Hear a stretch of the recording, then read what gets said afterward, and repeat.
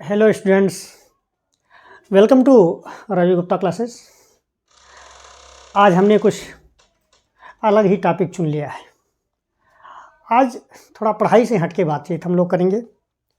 बार बार वही पढ़ाई की बात, वही मार्क्स, वही स्टडी का टेंशन।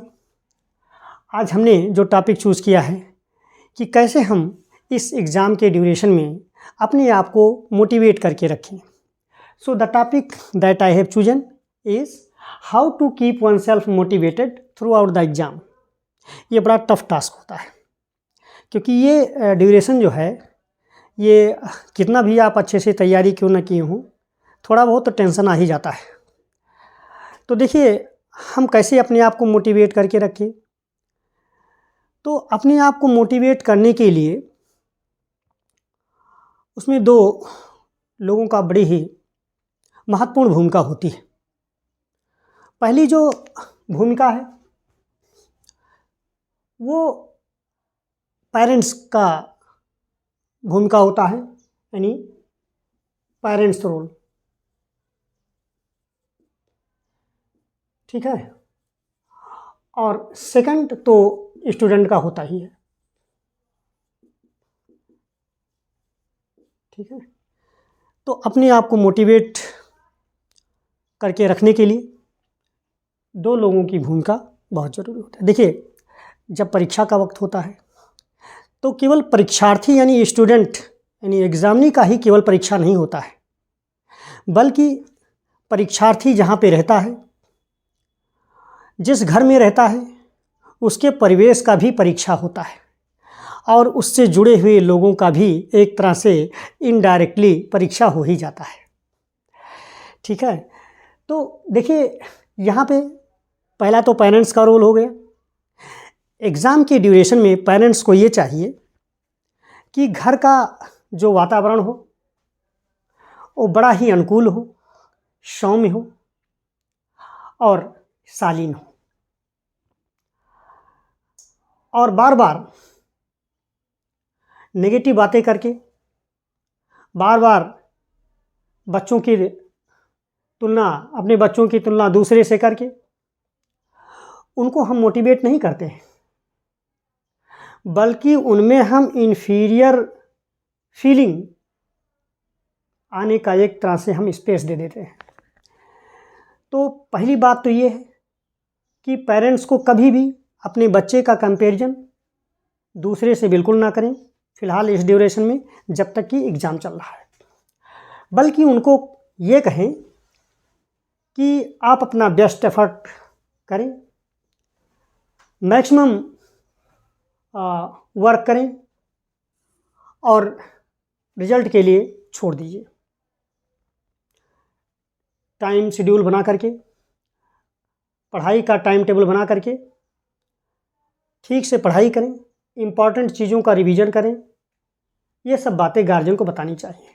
अच्छा, दूसरी चीज़, गार्जियन का और क्या रोल है। जब एग्ज़ाम चल रहा हो, एग्जामिनेशन का ड्यूरेशन हो, तो उस समय थोड़ा घर पे आने का, लोगों का आने जाने का सिलसिला कम होना चाहिए। हालांकि अब होली है तो लोग तो आएंगे जाएंगे है ही, लेकिन वो भी कंट्रोल्ड वे में रखना चाहिए। ठीक है। और दूसरी चीज़, बच्चे के लिए उसका थोड़ा सा घर में जहाँ पे लोग ज़्यादा आते जाते हों, वहाँ से उसका जो स्टडी रूम है वहाँ से थोड़ा अलग होना चाहिए, या नहीं अलग रूम है तो कम से कम कुछ स्पेस उसके लिए ऐसा कर दे जहाँ पे उसका कम से कम डिस्टर्बेंस हो। अच्छा, और ये भी नहीं होना चाहिए कि उसको राउंड द क्लॉक पढ़ने के लिए ही कहते रहना, ये भी गलत बात है। जो हम टाइम शेड्यूल बनाएं उसमें गैप होना चाहिए। जैसे मान लीजिए कि 2 घंटे की स्टडी किया, 6 to 8 मॉर्निंग में हमने स्टडी कर लिया, तो कम से कम आधे घंटे का, हम तो कहते हैं 1 घंटे का आप उसमें से विदाउट स्टडी टाइम बिताएं। आप उसमें ना ही पढ़ें 1 घंटा। ठीक है। ऐसे 2-2 घंटे का आप जो है बना लेंगे तो अच्छी पढ़ाई हो जाएगी। अब ऐसा नहीं है कि आप 12 घंटा जो है या 18 घंटा पढ़ेंगे तभी अच्छे मार्क्स स्कोर हो सकते हैं, ऐसा कुछ नहीं। Quality matters. क्वांटिटी भी मैटर करता है, ऐसा नहीं है कि आप 1 घंटे में आप इतना पढ़ डालेंगे जो 3 घंटे के बराबर हो, ऐसा नहीं होता है। लेकिन first of all quality matters. तो सबसे पहली बात तो ये है कि पेरेंट्स को एक सलाहकार की भूमिका यानी एडवाइजरी का रोल होना चाहिए, सुपरवाइजरी का रोल होना चाहिए, एक मोटिवेटर का रोल होना चाहिए, ठीक है ना। तो पहली बात तो किसी से कंपेयर मत करिए एग्ज़ाम के ड्यूरेशन में। दूसरी चीज़, बच्चे में कभी उसको कोई ऐसी बात ना कहें जो नेगेटिव सेंस रखता हो, जैसे कि ऐसे पढ़ोगे तो मार्क्स कैसे ला पाओगे, ठीक है, या मतलब इतनी पढ़ाई से कुछ नहीं होगा, या तुम फेल हो जाओगे। ये सब बातें, अनाप शनाप बातें बिल्कुल ना करें, ठीक है। ये तो पेरेंट्स रोल हो गया। अब देखते हैं स्टूडेंट का क्या रोल होता है, क्योंकि एक दूसरे के कॉम्प्लीमेंट्री है। पेरेंट का रोल उतना ही इम्पॉर्टेंट है जितना कि स्टूडेंट का रोल। अब स्टूडेंट को क्या चाहिए? देखिए, स्टूडेंट को सबसे पहली बात तो ये कि उसने तो कुछ टारगेट सेट करके रखा होगा कि हमें 80% 90% जो भी टारगेट सेट करके रखा हो, ठीक है, वो तो अच्छी बात है। एक बार टारगेट सेट कर दीजिए, मान लीजिए कि आपने 90% का टारगेट सेट कर दिया, ठीक है। अब इसको भूल जाइए। एक बार टारगेट को सेट करने के बाद आप भूल जाएं। फिर आप जो टाइम टेबल बनाएं, जो आपने शेड्यूल बनाया है पढ़ने का पूरे एग्ज़ाम के ड्यूरेशन, उस शेड्यूल को आप स्ट्रिक्टली कहने का मतलब ये ऑनेस्टी के साथ उसको फॉलो करें। देखिए, अगर आप में ऑनेस्टी होगी, हम स्टूडेंट की बात कर रहे हैं, अगर आप में ऑनेस्टी होगी, इंटीग्रिटी होगी, तो समझ लीजिए कि आप कम मेहनत में भी ज़्यादा सफल हो जाएंगे, ज़्यादा मार्क्स स्कोर कर सकते हैं। देखिए, ऑनेस्टी का मतलब हुआ कि नहीं, जैसे आपने 1 घंटे का टाइम लिया मैथ सॉल्व करने के लिए, या साइंस क्वेश्चन, साइंस का पेपर तो खैर फिलहाल हो चुका है, या हम कहते हैं मैथ्स की प्रैक्टिस के लिए, तो ऑनेस्टली आप तन मन से पूरी तरीके से आप उसमें 1 घंटा कमिटमेंट आपका दिखना चाहिए, दिखे या ना दिखे, लेकिन आपको तो फीलिंग होनी ही चाहिए, ठीक है। इसको कहते हैं ऑनेस्टी, इंटीग्रिटी। तो अगर आप में ऑनेस्टी है, ठीक है, टाइम टेबल को फॉलो करने का, शेड्यूल को स्ट्रिक्टली फॉलो करने का, ठीक है, तो ये टारगेट अल्टीमेटली आपको मिल ही जाएंगे। बार बार टारगेट को रिकॉल करना ये बेवकूफ़ी है, नहीं करना चाहिए। एक बार सेट कर दिया, टारगेट हो गया, उसका काम ख़त्म। फिर आपको अपने डेली वर्क पर फोकस करना चाहिए और उसको ऑनेस्टली से आप काम करें, उस पर अपने टाइम टेबल को ऑनेस्टली फॉलो करें, ठीक है। तो ये तो स्टूडेंट का रोल रहा, ठीक है। और हाँ, ऐसा नहीं है कि आप रिलैक्स ना हो, हमने बता दिया टाइम टेबल कुछ ऐसे बने जिसमें आधे घंटा 1 घंटे का आपको फ्री टाइम मिल सके। थोड़ा सा हाँ, बार बार मतलब तनाव तो होता ही है, टेंशन होता ही है, एक तरफ तो फियर तो रहता ही है कि ऐसा ना हो कि मार्क्स कम आ जाए। एक चीज़ जान लीजिए कि जैसे ही आपके अंदर डर आया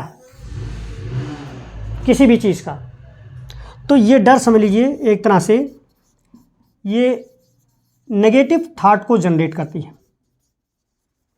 किसी भी प्रकार का डर वो नेगेटिव थॉट को जनरेट करता है, यानी ये कह लीजिए कि नकारात्मक विचारों की जननी क्या है? डर।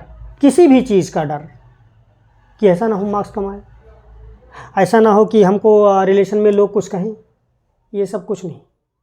ये जैसे आपके मन में ये सब बातें आईं तो समझ लीजिए कि आपका ग्राफ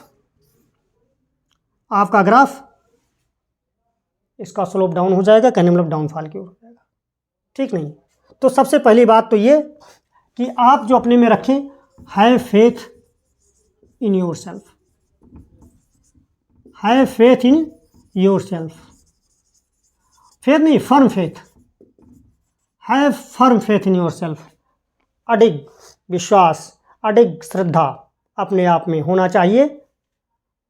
अब चाहे उसको कोई अभिमान कहे या कुछ भी कहे, लेकिन आप जानिए कि मुझ में कॉन्फिडेंस है, मुझ में फेथ है और मैं इसको पाने के लिए डिटरमिन हूँ और उसके अकॉर्डिंग काम कर रहा हूँ, ठीक है।